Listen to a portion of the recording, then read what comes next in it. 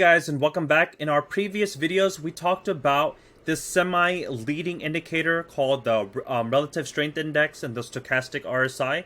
These indicators kind of help us figure out reversals right before they happen. So these suggest, hey, look, we are overbought, we're oversold, we're about to go ahead and switch over right now into the other side. And although those help us kind of figure out those reversal zones, they only help us for that one moment that we do reverse. So then after that, they're kind of useless after that. And then these Bollinger Bands, they're great at establishing range, but and they can kind of help us figure out outliers so that when we do have an outlier, we can kind of push them back or trade, betting that they're going to go back inside range. So that's, that's a great thing too. But none of these indicators kind of help us with the trade during the trade, kind of helping us guide our way to let us know maybe when momentum is going or stopping. And so usually people actually do like to go to another indicator to kind of help them with this idea. And this popular indicator is called the MACD, or the moving average convergence divergence. And the moving average convergence divergence, or the MACD, is what we call a lagging indicator because of how it's derived, basically using moving averages. And we'll talk about moving averages in a later video.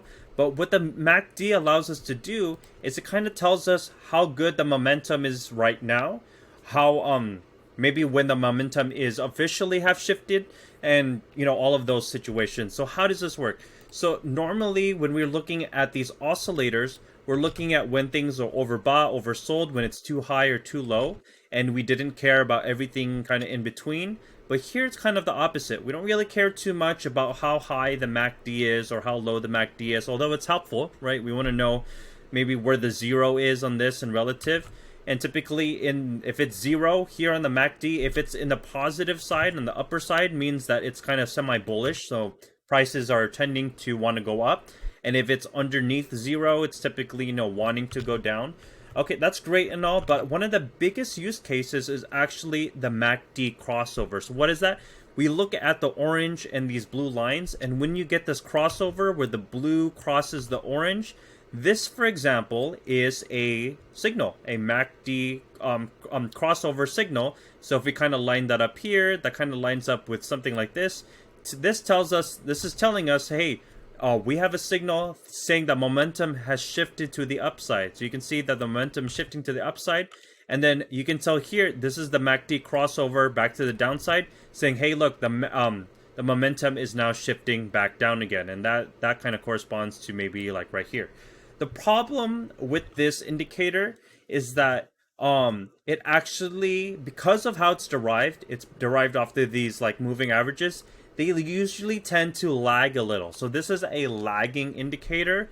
However, it is good at keeping you into the trade while the momentum is there. So here we go. Here's another crossover, for example, but this is going to look like it's going to be a lot better of a trade for us. So this, you can tell it's a little bit lagging, right? So the move has already went up, but the MACD is finally crossing over at this point. But by this point, we already have done this move. So it's, it's a little bit behind.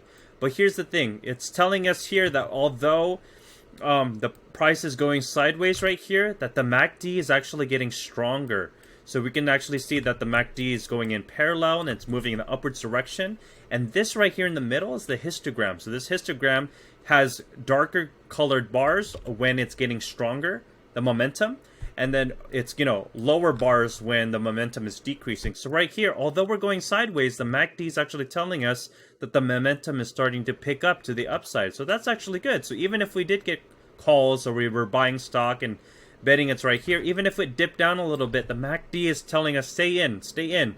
The price is still tending to want to go up. And had you had stayed in, you would have reaped the benefit of staying in for a majority of this run. And because it's a lagging indicator, you won't get out until it's actually really, really time to get out. For example, if this is when you get the MACD crossover to the downside, and so when you see, I think this probably corresponds to maybe here or so. So yeah, we have moved in the last 4 days, we already moved down.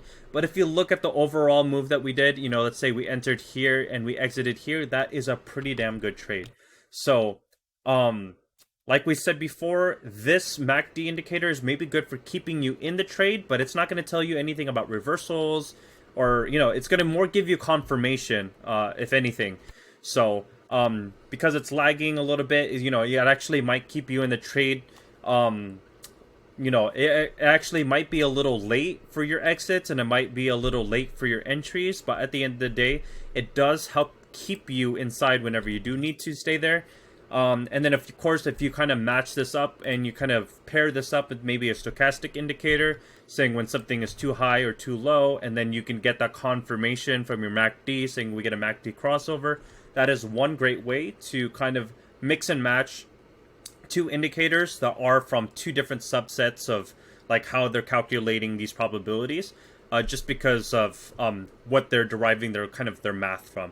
So yeah, with that being said, try this out on some other stocks and tell us what you guys find. And with that being said, I hope you guys have a great one, and we'll see you guys in the next video.